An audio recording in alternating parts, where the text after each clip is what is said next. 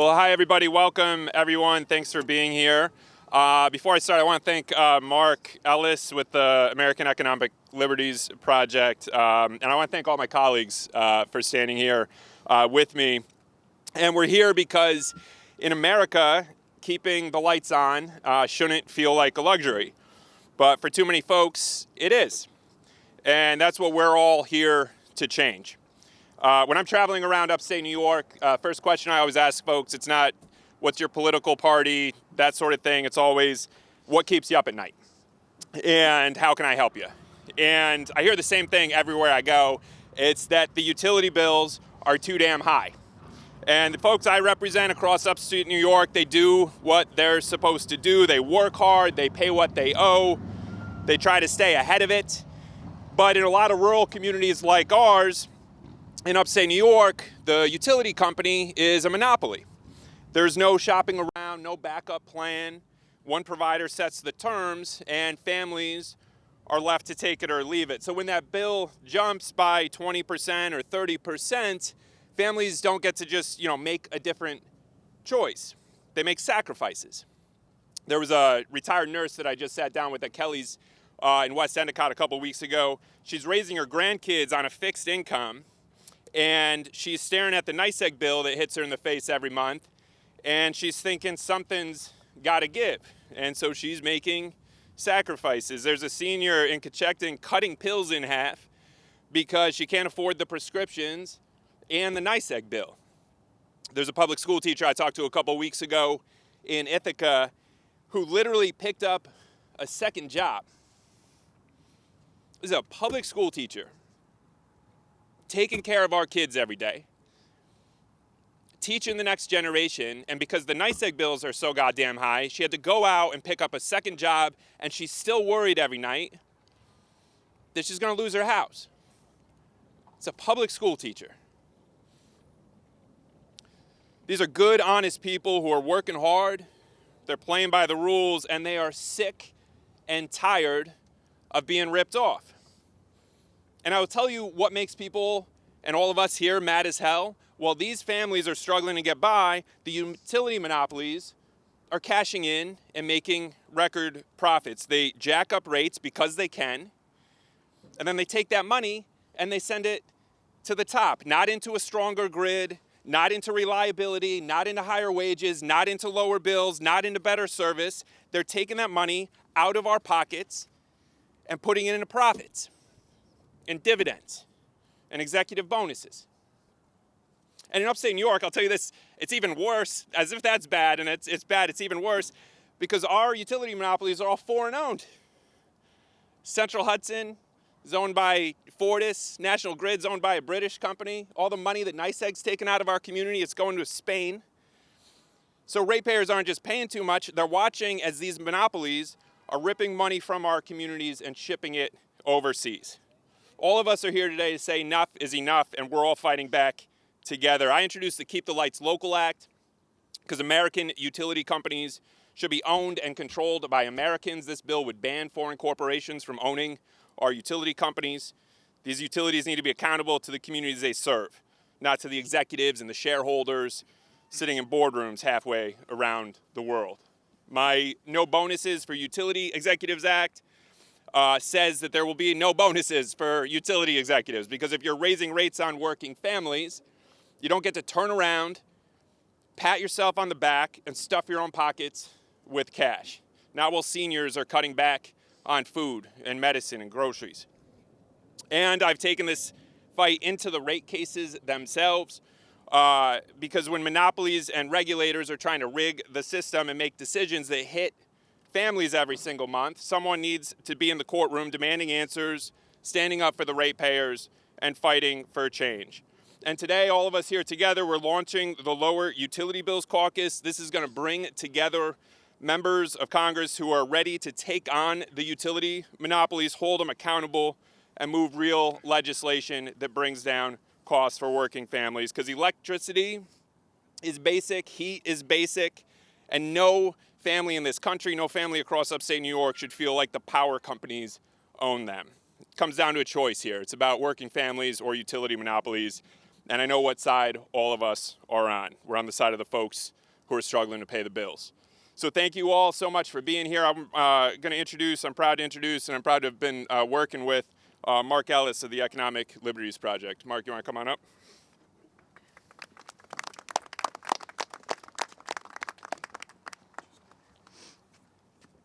Thank you, Congressman Riley, and all the members here for joining us today. This is an exciting effort, and the American Economic Liberties Project is thrilled to be a part of it. My name is Mark Ellis. I'm a senior fellow for utilities at AELP. I've worked in the energy sector for 30 years, including 15 years as the head of strategy at one of the largest U.S. utility companies, and now as an expert witness in utility cases across the country. I've seen how the industry, utilities, regulators, and advocates operates from the inside. Investor-owned monopoly utilities have gamed, captured, and made a mockery of the century-old system that is supposed to keep them in check. Only bold action at all levels of government can rein them in and lower costs for consumers. Utility regulation is built on a few basic premises. The first is that utility services, gas, electricity, water, are natural monopolies. It's most cost-effective to have a single provider in a geographic area. So a grand bargain was struck between industry and the public's representatives in government. Privately owned utilities would be granted geographic franchises, and in exchange, they'd be subject to government regulation of their prices and have an obligation to serve all customers willing to pay them. The second premise of utility regulation is that customer rates should mimic what would occur in a competitive market. In other words, regulation should be a surrogate for competition. In a competitive market, prices reflect actual necessary costs, and cost of service regulation is the binding standard throughout the country. Investor-owned utilities are for-profit companies, so their costs include a regulator-determined profit tied to the amount of capital each utility invests. There are well-established Nobel Prize-winning theory and models for setting profits that reflect the market cost of capital, taught to every first-year finance undergrad and MBA student in the country. But for decades, regulators nationwide have been granting utilities profits far above the market cost. This creates two problems. First, excess profits needlessly raise rates directly and mechanically. Worse, they create a perverse incentive for utilities to invest as much as possible. This CapEx bias is the underlying driver of upward spiraling rates. In effect, regulators are facilitating a massive, unearned, and legally unjustifiable wealth transfer from American families and businesses to utility shareholders, ongoing and growing year after year. The pain and frustration of rising bills is compounded by the absence of choice, control, and transparency. While you can comparison shop among stores for, say, toothpaste, or buy the private label version, and you know what you're paying in advance, utility customers can do none of these for the bulk of their bills. Consumers and small businesses can feel the collapse of utility accountability, even if they don't know the reasons. It's why we're seeing grassroots efforts nationwide to push back on ever-rising utility bills. Likewise, you are all feeling the pressure to do something to stop these companies from continuing to abuse their monopolies. And that's without full awareness of the government-sanctioned pocket picking that's driving it all. Imagine the outrage if customers knew what's really going on. Ever-increasing rates are not inevitable or an immutable fact of the market. After all, there is no market by design. They are a direct consequence of the policy choices, mindsets, and behaviors of lawmakers and regulators who exhibit all the signs of being captured by the very utilities they are supposed to oversee. That's why we're excited Congressman Riley and the other members of the newly formed Lowering Utility Bills Caucus are organizing federal lawmakers to end, once and for all, utility monopoly abuse. Federal lawmakers have traditionally considered utility regulation a state-level legislative issue.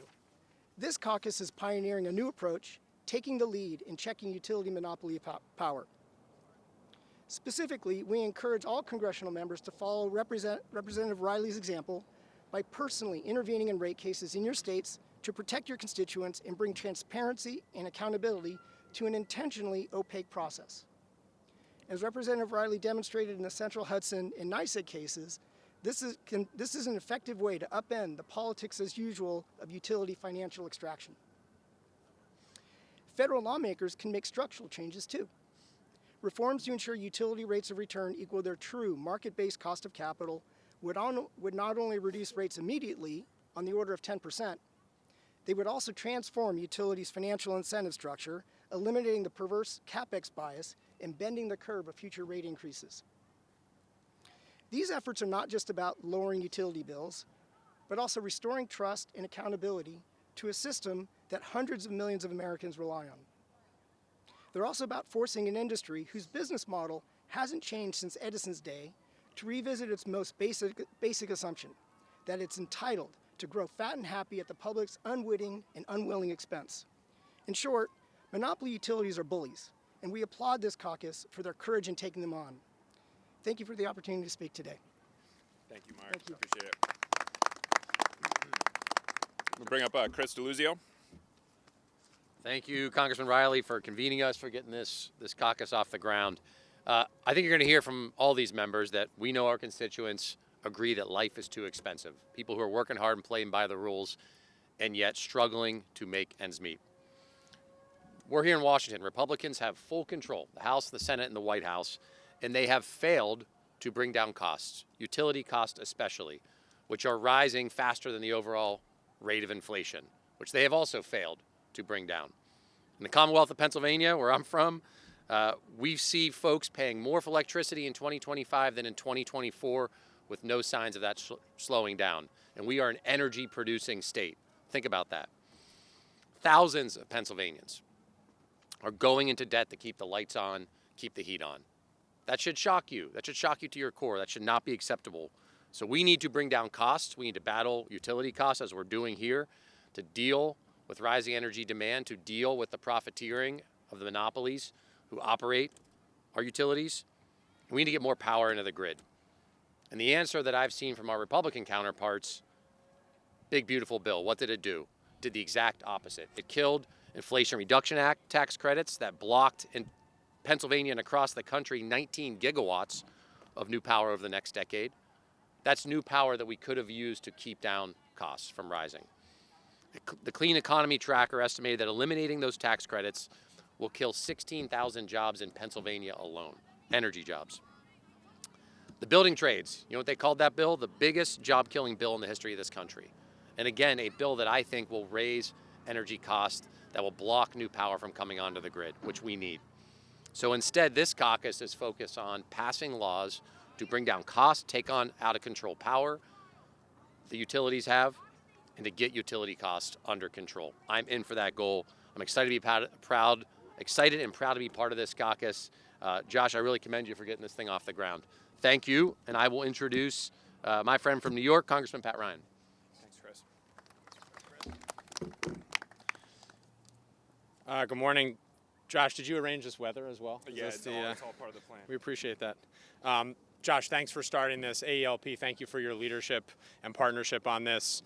Josh and I share a district border, so I won't try to repeat too much, but a lot of the problems he articulated, and Chris as well, and my colleagues, are happening certainly in my district. I think what's important to know about Central Hudson specifically is one of the most egregious violators of both incompetence and greed. Double whammy for my constituents. For years, going back to my prior elected job as a county executive in Ulster County, we've been battling their incompetence, where we had a situation where people, my constituents, that normally get $100 or $200 utility bill were getting $2,000, $20,000. Several people got multi-$100,000 utility bills because of just a straight incompetence of and a billing system failure. We had seniors with their entire savings accounts set up to auto pay to their utility company, wiped out, and then they had to spend years. Some of them are still fighting to get that money back. So in each of the roles I've had of positions of public trust, we've been fighting back on behalf of my constituents and frankly myself as a ratepayer of Central Hudson. We have had some good success, including getting not one but two of their CEOs fired, and we're on our third and continuing to hold her accountable, as well as getting a record-setting $60+ million settlement to start to pay back some of the wrongs from years ago. But part of the reason I'm so excited to join this caucus is that clearly in my district and across the country, the fight isn't over. Everybody's feeling this affordability crisis. Despite all that we've done, we know the utility costs are going up. And I think it's important to note, and why it's so critical that we're gaining momentum in this caucus, the utility companies are not listening to the people. They're not yet understanding their situation.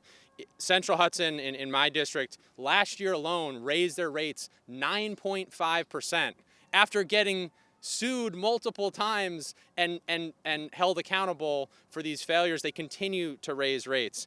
And most infuriatingly, while raising the rates for my constituents, that rate case provided $27 million in bonuses to their executives, who continue to create record-breaking profits for their foreign-owned parent company, while we all get screwed over and see our rates go up. That is a fundamentally broken system. I will not stand for it. I know my colleagues here won't stand for it. I would love to see some Republicans not stand for it and actually join us here, because this is certainly not a partisan issue. So I'm hopeful with Josh's leadership and others here, we'll see this continue to become a national and bipartisan issue. And I'm really proud to be here with all my colleagues. Thank you very much. And now from the great state of New Hampshire, Maggie Goodlander. Well, I want to thank Congressman Riley for bringing us together. I'm not always inclined to join a caucus, but the name of this caucus, I think, speaks to the power of what we're going to do together. Look, in my state, people are getting crushed by utility bills. I've spent a lot of time around kitchen tables talking with people about the bills that are hurting them the most. And nothing raises one's blood pressure quite like looking at a person in New Hampshire's utility bill. I was sitting with a senior on fixed income who has served our state and our country his whole life, and his utility bills have gone up by nearly 100% in recent years. And this story repeats itself across my state and across our country. You know, you talk to the towns of New Hampshire, nothing jacked up energy costs for our local partners quite like H.R. 1, the big brutal budget. You talk to small businesses who are feeling the pain of high utility costs across the board. When I look at our economy and when I look at the system that has generated these incredible invoices, I see monopolies everywhere. And I'm so grateful to AELP for being here. Before I got to Congress a year ago, I was at the Department of Justice and the Antitrust Division. And AELP was one of the best partners we had in everything we did there. And I'm so grateful to have you here, because you're absolutely right. This is a rigged system, a system that has no transparency. And I'm a big believer that sunlight is the most powerful disinfectant. There's nothing quite so Byzantine as the system of rules and regulations, the powerful bodies of public utility, PUCs across the country and in New Hampshire. Having taught administrative law, the rules are designed to insulate and to confuse. But one thing I know for sure about this group here today, we will be relentless in bringing transparency to the system, and we will be relentless in bringing accountability to a system that is not working for hardworking people. So I'm incredibly grateful to you, Congressman Riley, for your leadership, for getting in there on the front lines of the fight. And this is the way that we're going to fix this rigged system, is by showing up in places where members of Congress haven't showed up before, including before the very bodies, these incredibly powerful bodies, the Supreme Court justices of utility bills, who haven't had the kind of oversight and accountability that the people who we work for deserve. So I really want to thank you all, and I'm excited for the work ahead. We will leave no stone unturned, and grateful to be a part of this effort. And without further ado, Congressman Eugene Vindman, there you are. I'm being horned in. Yeah. So first of all, let me say thank you to my colleagues for joining us here on a really important issue. It's no secret that energy costs are going up and not down. That's why I'm proud to stand here launching the Congressional Loan Utility Bills Caucus alongside Rep. Riley and my other Democratic colleagues. While Trump and his rubber stamp Republicans play political games with people's pocketbooks, I'm focused on lowering everyday costs for hardworking Americans. Under a Republican-controlled House, Senate, and White House, life is too expensive. And hardworking Virginians like my constituent Neva from Spotsylvania County are paying higher prices. Neva and her husband, a Marine veteran who served our country with honor, work hard, they pay their taxes, but rising utility bills are squeezing their budget when they can least afford it. That's unacceptable. If we're serious about lowering utility costs, the answer isn't Venezuelan oil, it's investing in American energy here at home.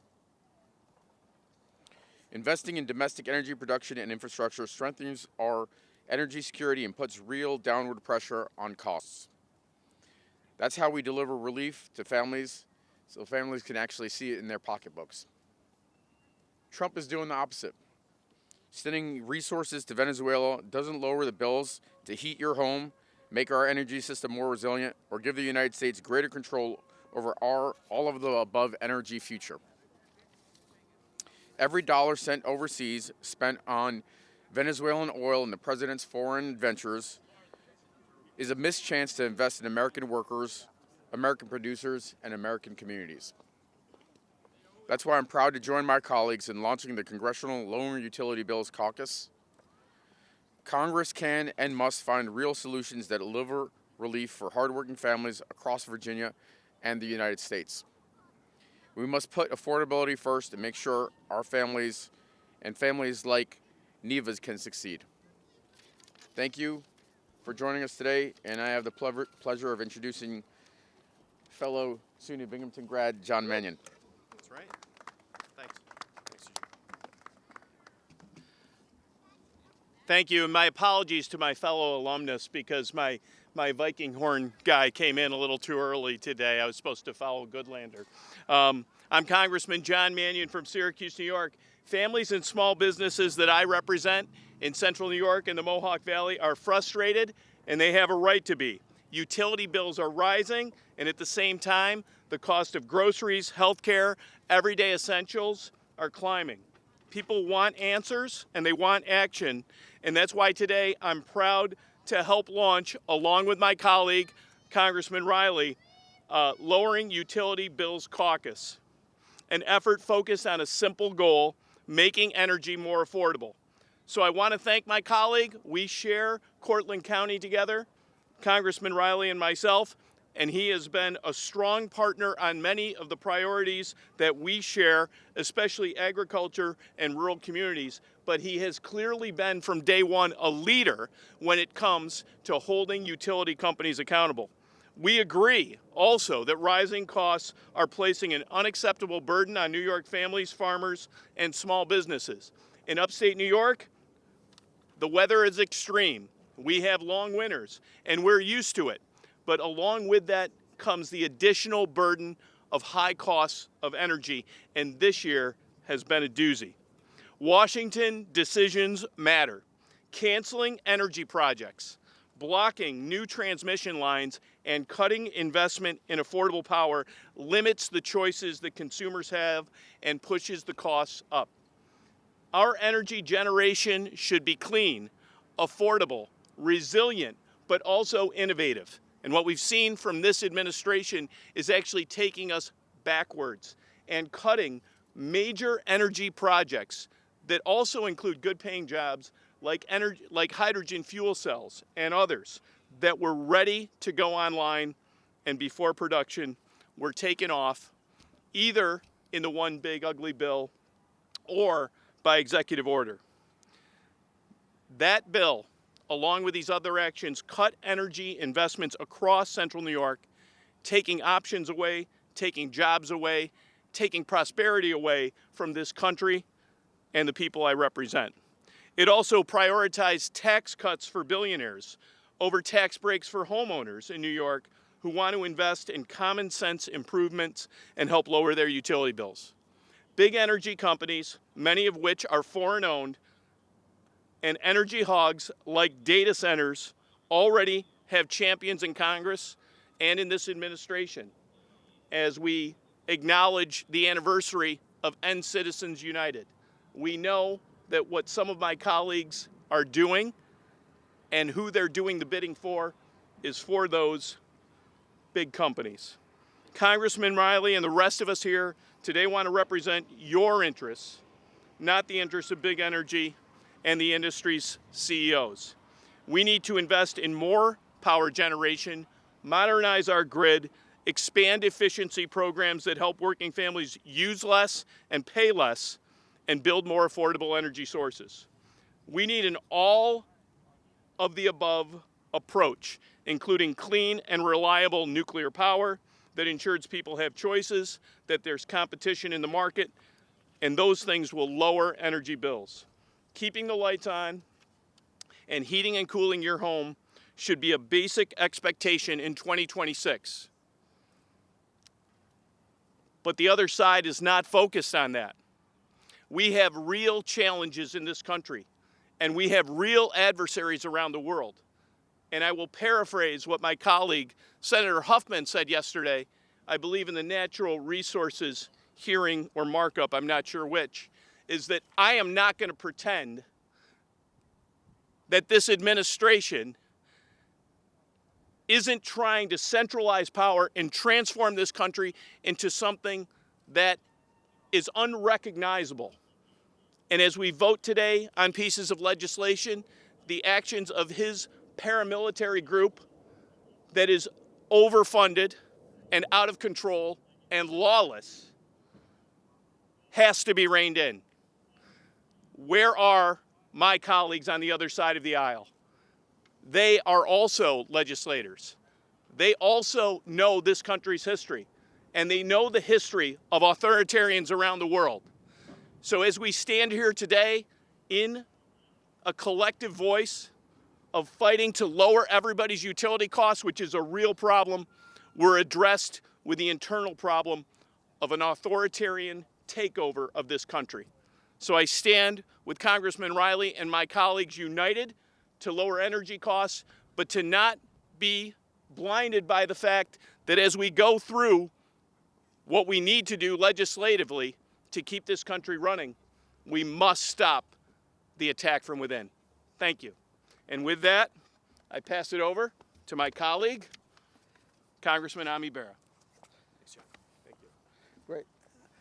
Thanks, John. I'm Congressman Ami Bera. I have the privilege of representing the Sacramento region in Northern California. I talk to way too many Northern California families, seniors who are struggling. They're trying to keep the lights on, pay their utility bills, put food on the table, pay their rent or pay their mortgage. And that shouldn't happen in a country like ours. I'm blessed to live in Sacramento County where we have a great municipal utility company, SMUD, and I pay one rate, but you go across the border to El Dorado County, to Placer County, to Nevada County, they've got an investor-owned utility, PG&E, and they pay twice as much, sometimes more than that. Now that's not right in this country. I mean, think about what's going to happen this weekend. Much of this country is going to hit by a massive snowstorm. People need to be able to get their heat. It's a matter of life and death for a lot of these individuals. Now, I'm proud to be with my colleagues and fellow members of Congress to launch this Lower Utility Bills Caucus. I'm proud Congressman Riley of New York has brought us together. And again, think about that. This weekend, much of this country is going to be blanketed in snow. And those seniors need to be able to keep their heat on. That's what we're fighting for those folks that sent us here to Washington, D.C. And with that, let me introduce my good friend and colleague from Maryland, Glenn Ivey. Thank you. Thanks, Tommy. Nice and short. Thank you, Congressman. I appreciate it. I want to thank Congressman Riley and my colleagues at the Utility Bills Caucus for bringing this together. I think it's a time of crisis with respect to these issues. We know with respect to the affordability issues, Americans are suffering from crushing costs, and the skyrocketing energy costs are part of that as well. And the problem with that is we're forcing many Americans into the heartbreaking choice between heating and eating. We're here to fix that. We're here to fight back against those increases in prices for electricity and the like. We're also fighting on other fronts with respect to healthcare costs and those as well. But this is a key piece of what's a growing problem and concern. And in addition to growing costs, we're also faced with reliability issues as well. I just saw that, I think it's just a few days ago, we had a conference where there was a discussion. PJM, the regional regulator, was talking about the possibility of rolling blackouts coming our way. We need to make sure that in addition to lowering the costs, these utilities do all that they can to address the reliability piece and make sure that everybody has reliable power, especially as you just heard a moment ago with respect to the power during weather crises that may be coming. About 25 years ago, I actually was chairing the Maryland Public Service Commission and came to testify in the Rayburn building on some of these issues. I'm sorry to say that we haven't made much progress on that front.